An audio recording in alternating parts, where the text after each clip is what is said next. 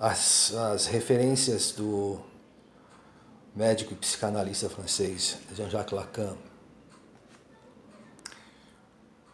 estabelecendo uma conexão, uma ligação direta entre as questões emocionais e as questões físicas, entrelaçando aí esses dois assuntos, né? Um abstrato na metafísica, em referência às sensações plasmáticas ou às sensações vegetativas, como Wilhelm Reich, o psiquiatra alemão, coloca em relação à etiologia, à causa do câncer, no livro A Biopatia do Câncer. Então uma coisa não cancela a outra na relação causa e efeito. Mas o que é interessante observar é uma análise em relação aos transtornos, às neuroses, para ser mais preciso. Basicamente é um traço que predomina na relação dessas três neuroses, sempre a relação afetiva, mas principalmente uma definição importante que a palavra desejo aqui, nesse caso, se refere à questão da relação de objeto, e a palavra outro que aparece aqui se refere à ruptura dessa relação. É um outro desejo do inconsciente que tende a causar uma contradição, um conflito interno. Mas, de qualquer maneira, a questão da relação da neurose histérica, onde há esse desligamento, essa dissociação entre pensamento e afeto, onde não há uma representação, um desligamento dessa relação.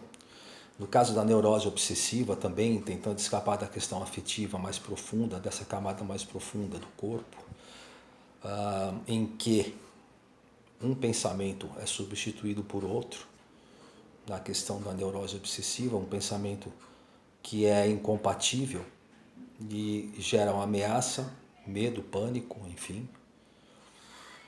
Na neurose obsessiva, aliás, Freud já explica completamente essa questão no mecanismo da neurose, mecanismo da compulsão, da neurose obsessiva compulsiva. E na relação da neurose fóbica, né? Novamente aqui a evitação ou evitamento do desejo, em razão deles ter essa fusão desse desejo, sempre em relação ao que o ego constrói, e em relação ao que o inconsciente determina de maneira indireta, criando sintomas quando não há essa assimilação. Aqui é chamado de outro. Esse desejo do outro é o desejo do inconsciente, e encontra em relação, a relação ao desejo, contraposição, em contra-relação ao desejo basicamente do ego. Então, nesse livro do Lang, um psiquiatra britânico, O Eu Dividido, coloca bem essa questão dessa dissociação, o resultado, né, desse conflito, em que as sensações afetivas são percebidas como uma invasão, a sensação de vácuo, de vazio, mas a palavra aqui mais interessante é petrificação, ou a sensação de perder a sua personalidade na presença e invasão desse intruso, desse estranho que habita cada um de nós. Então, dentro desse quadro da neurose, nós temos aí uma sensação de terror, uma sensação de ser petrificado, né, transformado em pedra, esse temor da possibilidade dessa transformação, uma vez que a irrupção dessas ideias, dessas pulsões permanecem à revelia, independente do seu mecanismo de defesa, mesmo um mecanismo de defesa maníaco. Enfim, de ser transformado numa pedra, num robô, é exatamente o que as pessoas são hoje, que as pessoas estão dissociadas, perderam a autonomia completa, são guiadas por influências, a pessoa fica vulnerável quando está dissociada. Então, voltando à relação do câncer, do imperador de todos os males,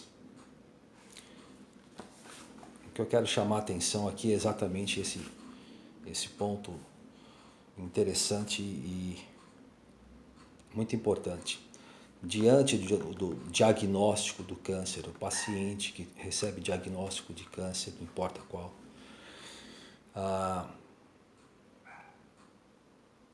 um detalhe interessante não é só apenas a questão de sensação, o medo da sensação em relação à sentença ou não de morte, mas enfim, a palavra está aqui. A doença vai despir a sua identidade, né, de sua identidade. Então, exatamente o que eu quero chamar a atenção aqui é que nesse caso da perda da identidade aqui não é relacionada à doença física em si, do tumor, neoplasia, não é essa a questão. Como nós vimos, essa questão, esse conflito interno precede a doença física. Então, essa sensação que o paciente tem diante de um diagnóstico de câncer, na verdade não é em relação ao câncer, mas a esse conflito que já é pré-existente, que precede, que já vem anteriormente. E aqui é como se houvesse uma materialização desse conflito interno. Muito importante distinguir, discernir o que é a doença em si do conflito interno que sempre esteve lá.